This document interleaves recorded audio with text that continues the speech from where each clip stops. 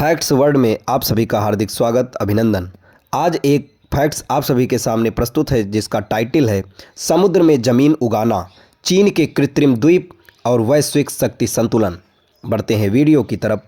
दक्षिण चीन सागर आज सिर्फ पानी का विशाल क्षेत्र नहीं है, बल्कि ये भू राजनीति, सैन्य शक्ति और अंतर्राष्ट्रीय कानून की सबसे बड़ी प्रयोगशाला बन चुका है।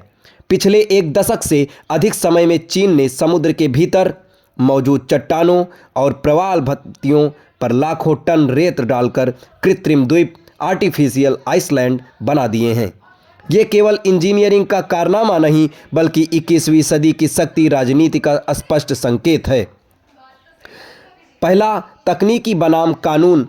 चीन ने जिस प्रक्रिया का उपयोग किया उसे लैंड रिक्लेमेशन कहा जाता है। इस तकनीक में समुद्र की तलहटी से रेत निकालकर उसे रीफ्स पर जमा किया जाता है, जिससे अस्थायी जमीन का निर्माण होता है।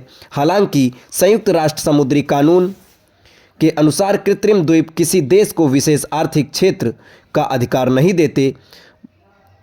2016 में परमानेंट कोर्ट ऑफ आर्बिट्रेशन ने चीन के 9 देश लाइन दावे को खारिज किया, लेकिन चीन ने इस निर्णय को स्वीकार नहीं किया। यहाँ सवाल उठता है, क्या आधुनिक तकनीकी अंतर्राष्ट्रीय कानून से ऊपर हो सकती है?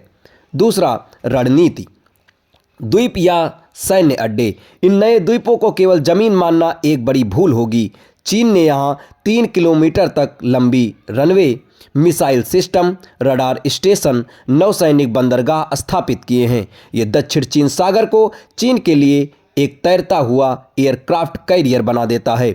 इससे चीन को पूरे क्षेत्र में एयर और सी डोमिनेंस मिलती है। तीसरा, आर्थिक नस पर पकड़। दक्षिण चीन सागर से दुनिया का लगभग 30% समुद्री व्यापार, तेल और गैस के विशाल भंडार गुजरते हैं।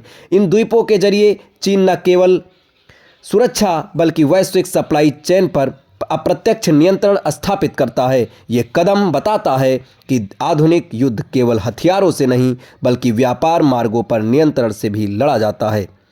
चौथा, क्षेत्रीय देशों की दुविधा। फिलीपींस, वियतनाम, मलेशिया और ब्रुनेई जैसे देशों के लिए स्थिति आसमान शक्ति संघर्ष बन चुकी है। वे कानून और कूटनीति पर निर्भर हैं, जबकि चीन तथ्य फैक्ट्स ऑन द ग्राउंड पैदा कर चुका है। इसका परिणाम है बढ़ता सैन्य तनाव, अमेरिका और उसके सहयोगियों की समुद्री गश्त, एशिया प्रशांत क्षेत्र का सैन्यीकरण। पांचवा, पर्यावरणीय कीमत। इन कृत्रिम द्वीपों की सबसे अनदेखी कीमत है पर्यावरण। प्रवाल भित्तियां नष्ट हुई, समुद्री जैव विविधता प्रभावित हुई और मछुआरे की आजीविका पर असर पड़ा। ये विकास का वह पक्ष है जहां रणनीति में प्रकृति को पीछे छोड़ दिया है।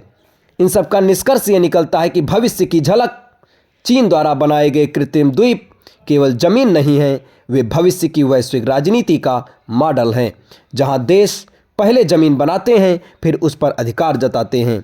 ये सवाल अब केवल चीन का नहीं रहा, क्या आने वाले समुद्र में और इस समय में भी राष्ट्रों के विस्तार का नया मैदान बन जाएगा? दक्षिण चीन सागर आज एक चेतावनी है। जहां तकनीकी शक्ति और महत्वाकांक्षा मिलती है, वहां कानून अक्सर पीछे छूट जाता है। ये वीडियो कैसा लगा, इसके फैक्ट्स कैसे लगे, कमेंट्स बॉक्स में ज़रूर बताएं और हमारे चैनल के साथ जुड़े रहें। धन्यवाद।